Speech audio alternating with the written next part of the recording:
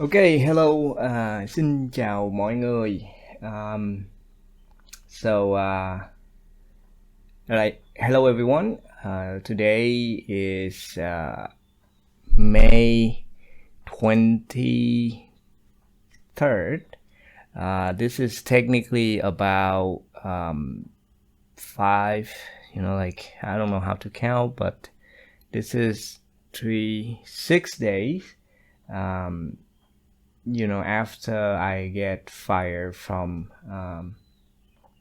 the company under the reason of COVID. But 6 days after, 1 year later, it's not just now.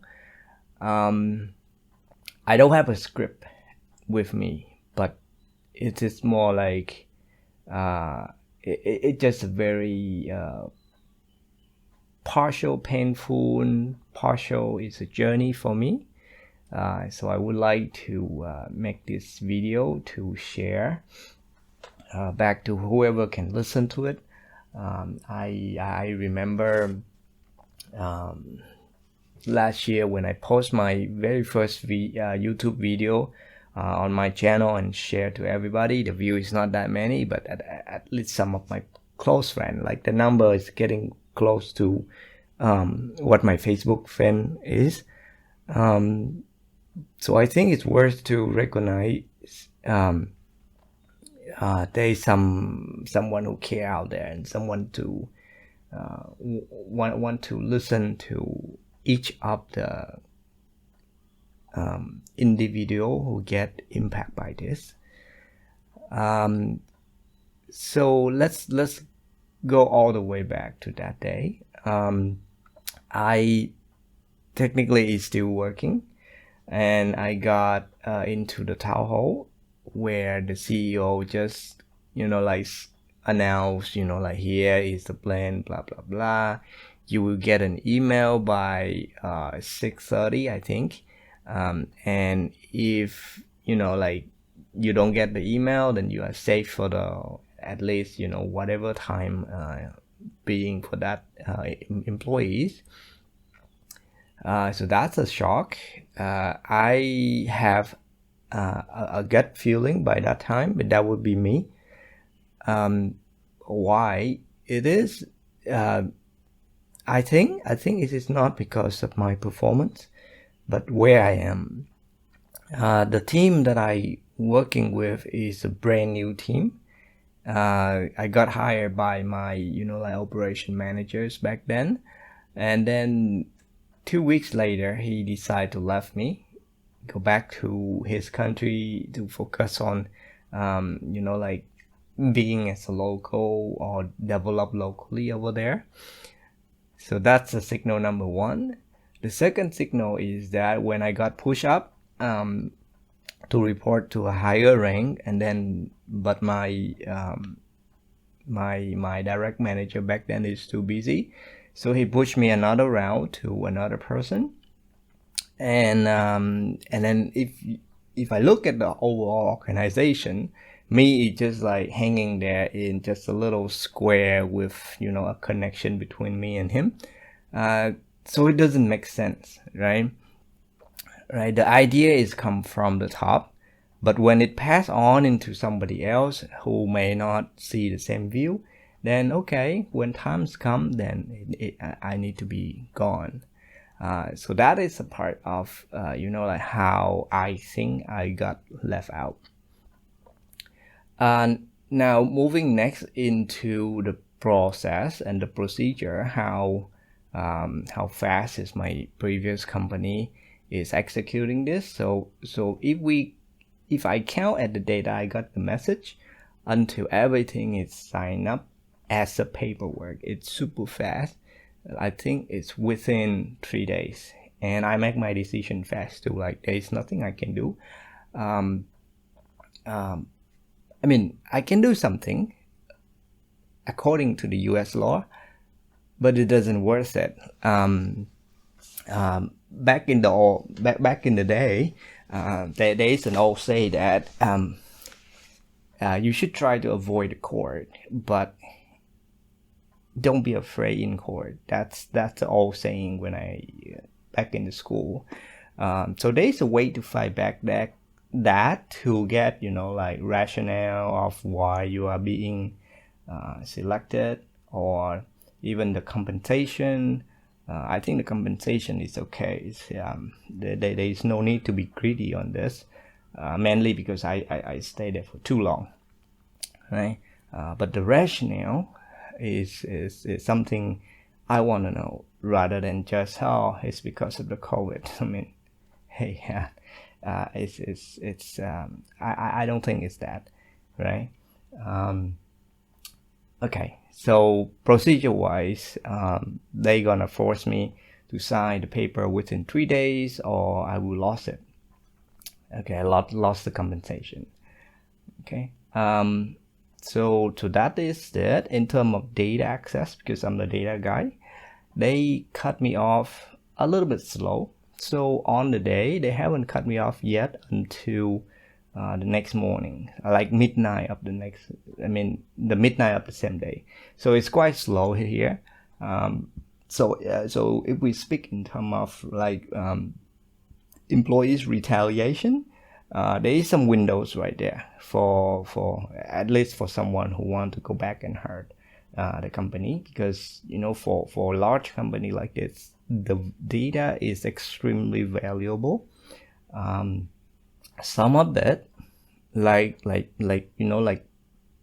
6 or 9 months later, when I do a market research on the travel industry, assuming I don't know the data from my company, I can still figure out that numbers.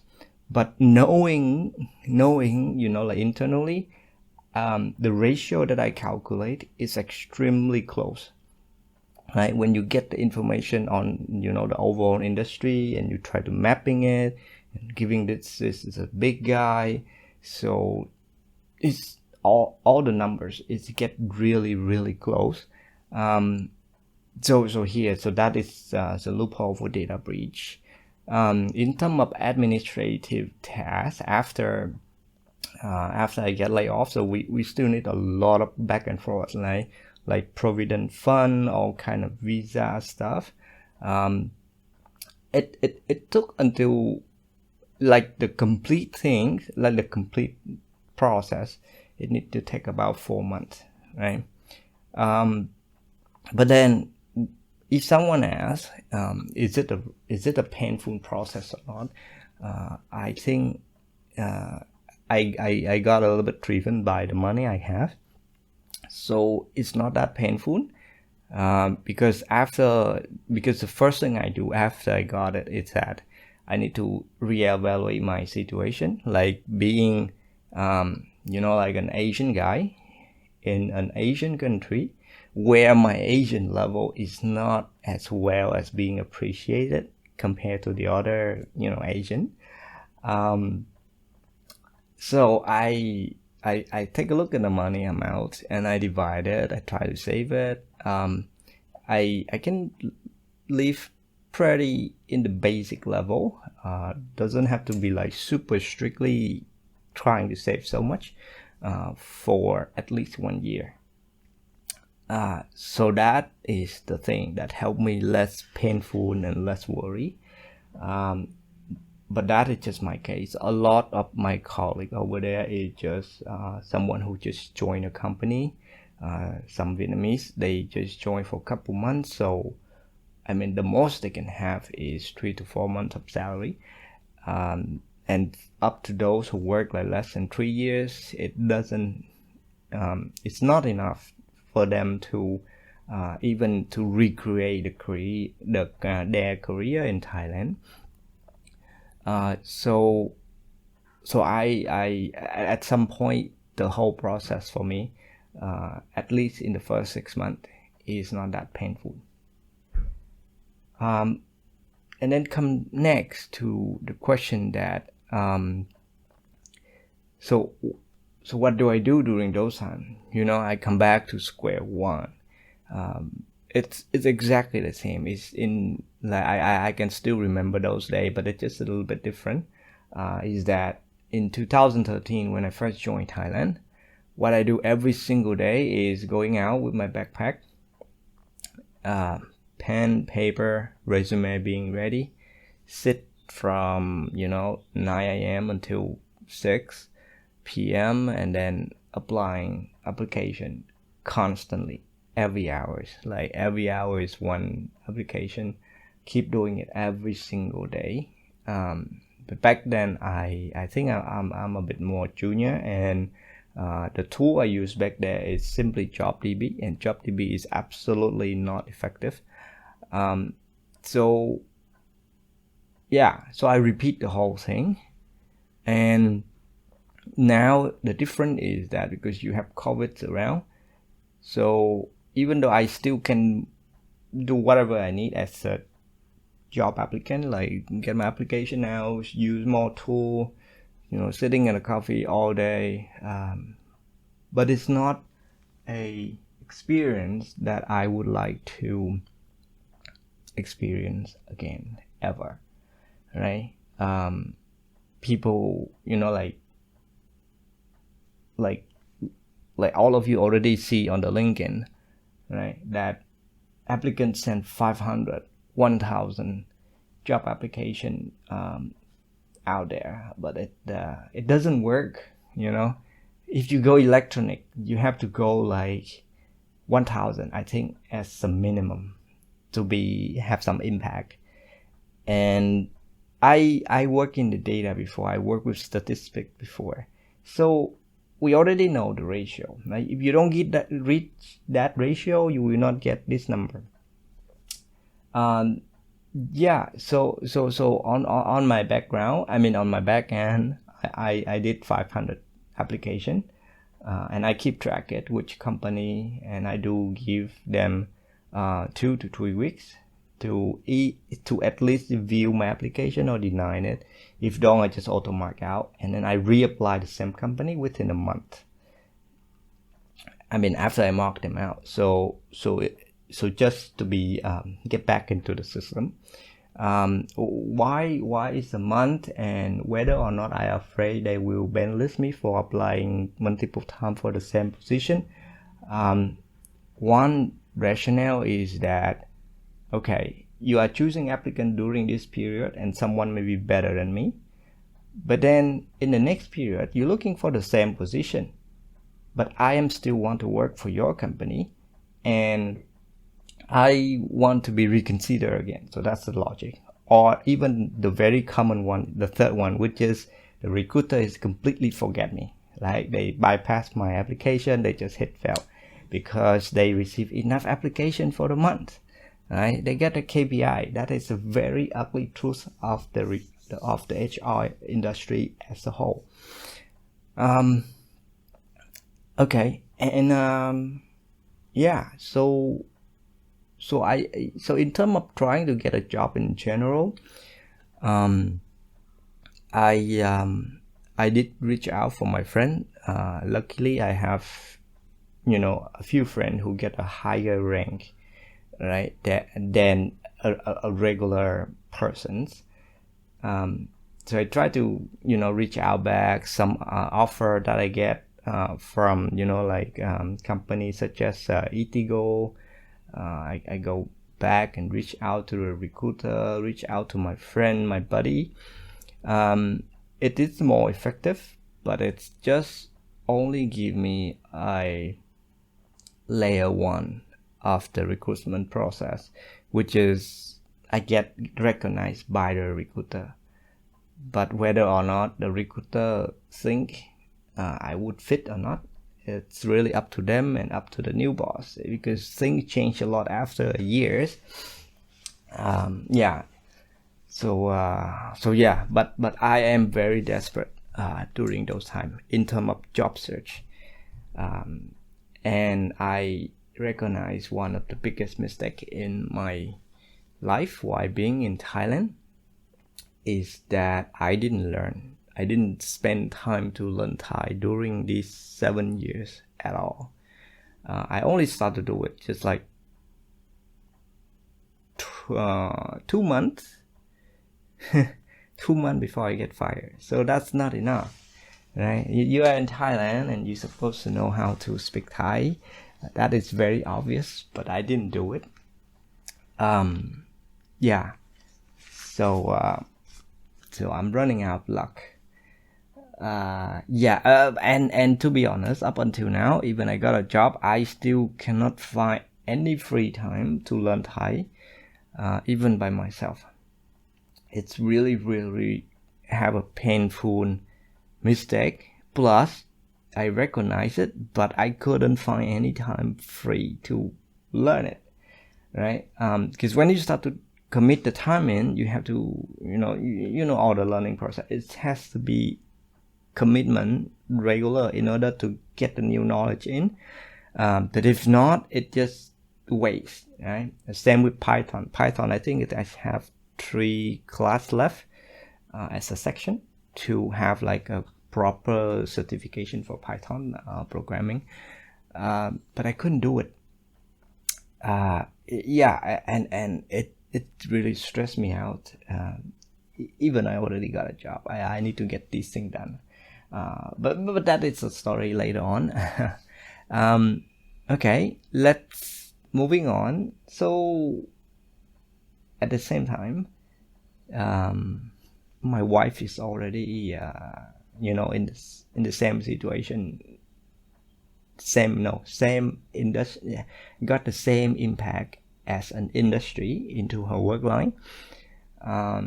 So her company got a couple layoff 3 times already, and she all passed it. I think with the current situation, she should be fine. But it's, it's really painful. Like everyone just like try to cling into work, trying to find a new opportunity, like get out of the comfort zone.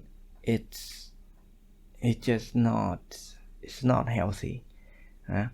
You have the management on top of you trying to looking for a way to save costs, to protect the KPI, but at the same time, those that are below you also suffer the same thing, right?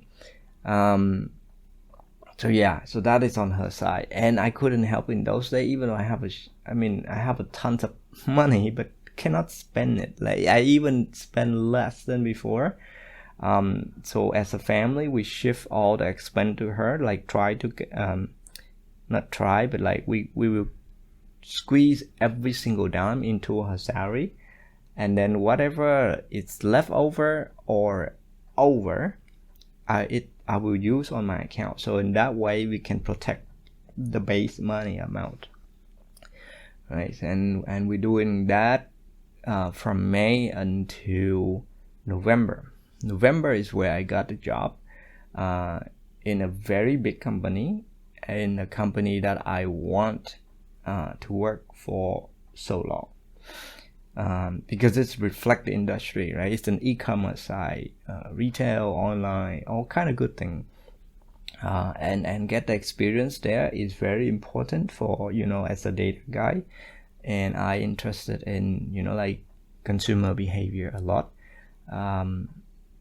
So the job is perfect for me. The salary is almost double. It's just a dream. But here's the catch. The position I work for is all about risk management, and for risk management, I don't have much background on it. When I walk in, my main skill is about data, right? And this team is quite new as well. So there's a lot of, like challenge to work in a Chinese company with frequent management change, with a new team with no or very minimal experience to guide a new person, and the boss is just too busy to be able to coach the new employees. They rely on, like me being discovered a thing, but at the same time, the data is really, really massive. Like every time you run the script, you just need to be like, hey, I have a ticket, let's get on the train, go to that destination, and then get your data. So every single time I run the script, it will be either at least 30 seconds, 5 minutes, 10 minutes, or even, like hours. And sometimes that is just to get into the train, to get into the pipeline. But after you get checked in the pipeline, you come out and say, oh, it's error. You come back and do it again. So that is what happening with my next new dream job.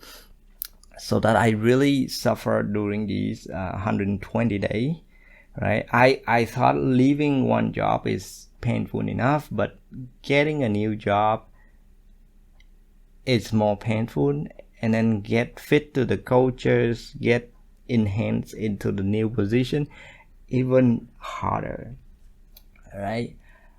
So I mentally break down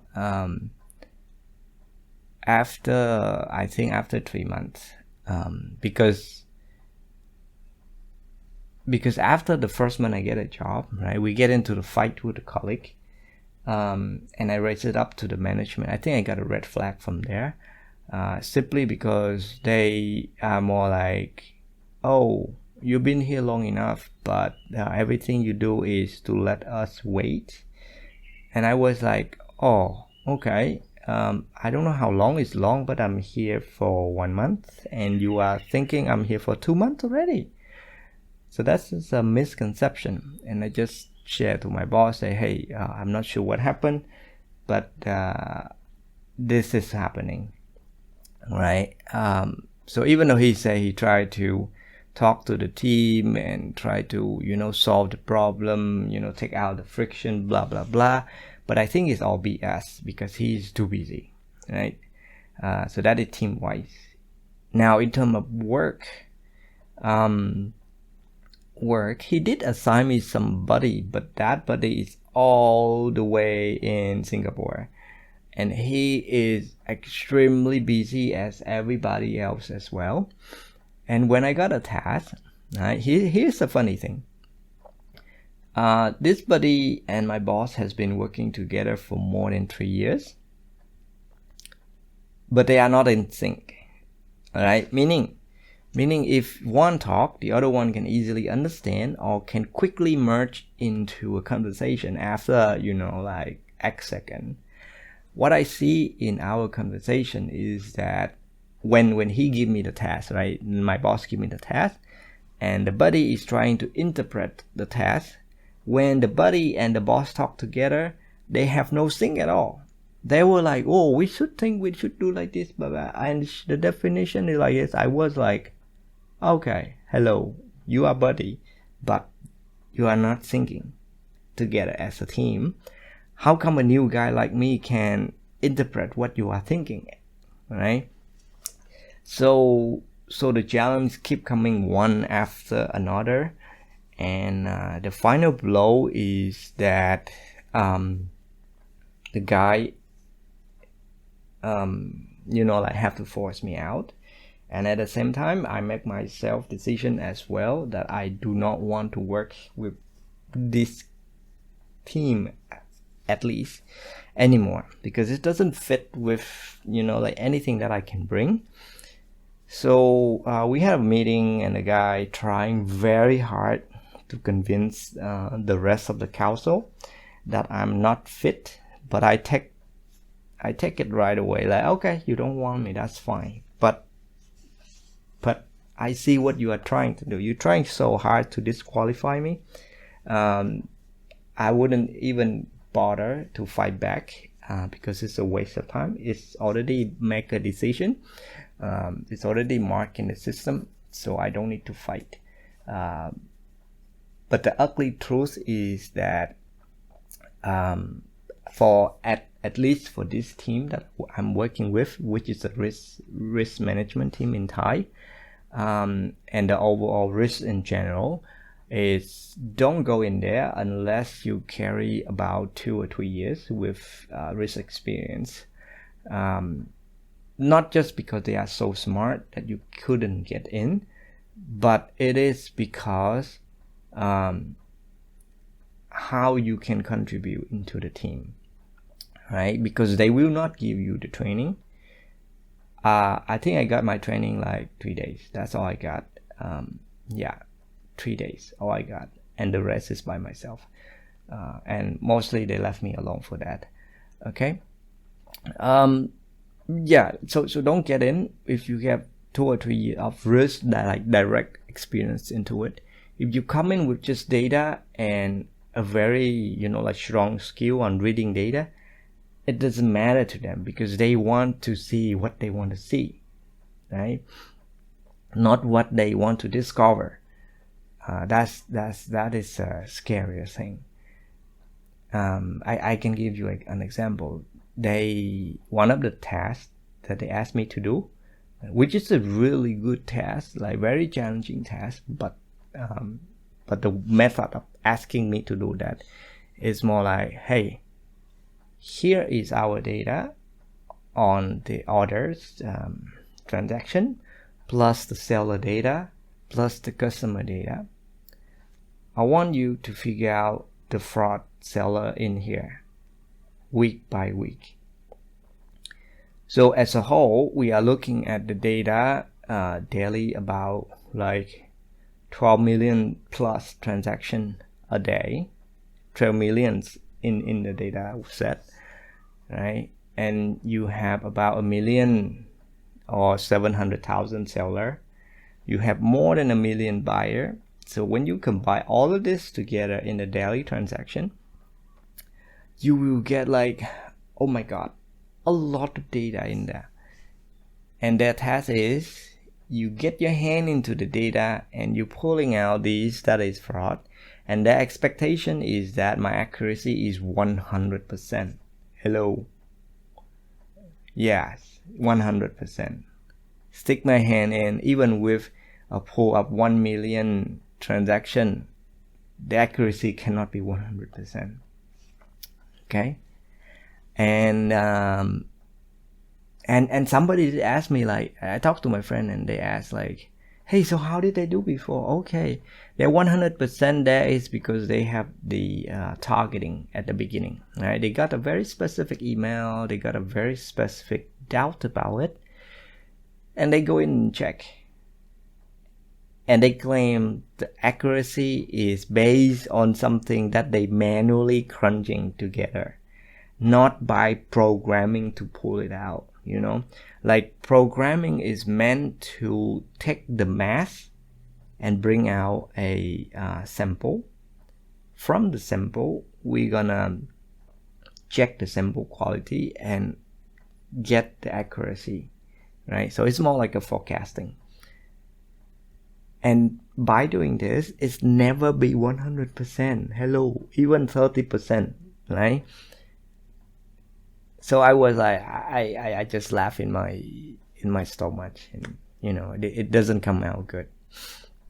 Yeah, and because they already did the first round on this kind of cleaning and checking already. So the first round they will get 100% of the pool. But when I do it, and I do it like after a couple months, they will more like, there's nothing left, or even smaller, right? And then you're still expecting me to find this damn guy into from 1 million seller, you're taking out, I think the total that we catch back then is about like 200. That's it. I mean, there's nothing left, right? And these people, they don't listen. They just want a result. So that is extremely unhealthy for a team like that. Okay, so that's it for the next, like big employments with a very dream job. Like right now they just built a new office, which is very nice, but I didn't get a chance to enjoying it. Yeah, so get out, right? I'll get out, walk out of the door with a little bit sad, because I couldn't, I think that is a really good position, to be there, like next big corporate. And yeah, but okay, I have to go. Right before I left, I got a job interview with another company. I got referral by my friend. Okay, so yeah, I mean, I was in a desperate situation, so I'll take the interview. I will, like I take the interview and I go there. I don't care anymore. Like, the goal right now is to get land in the interview. Chào con. Xem nhưng mà mở tivi nhỏ nhỏ thôi nhé. Okay. So the goal right now is to get the job. Yeah. So I go, and life is not like get any worse than this, but I did get something funny or I never experienced before. Okay. Yeah, so the next company is all about crypto trading platform, and it's very new.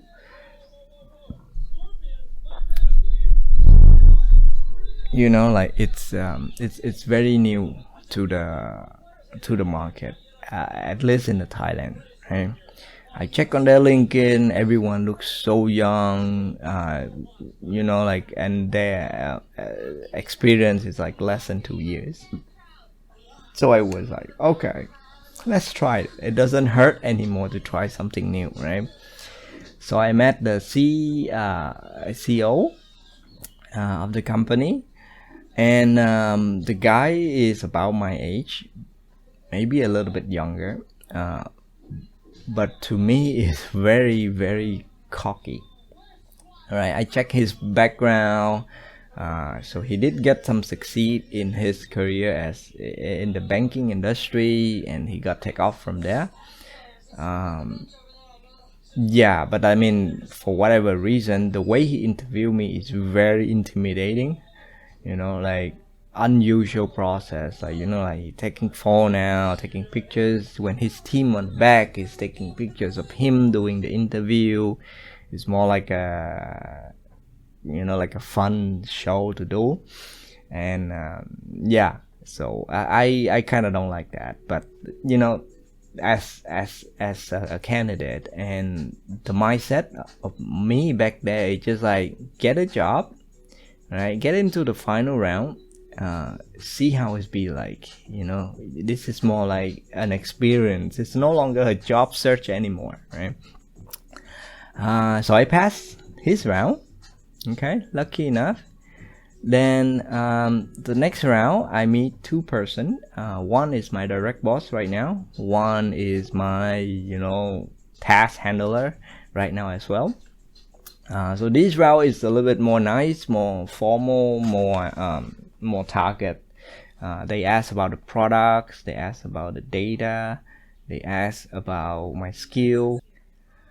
Yeah, so this round is more formal and very targeted, like very target to my skill. Like it feel like okay, I'm going to work for this guy.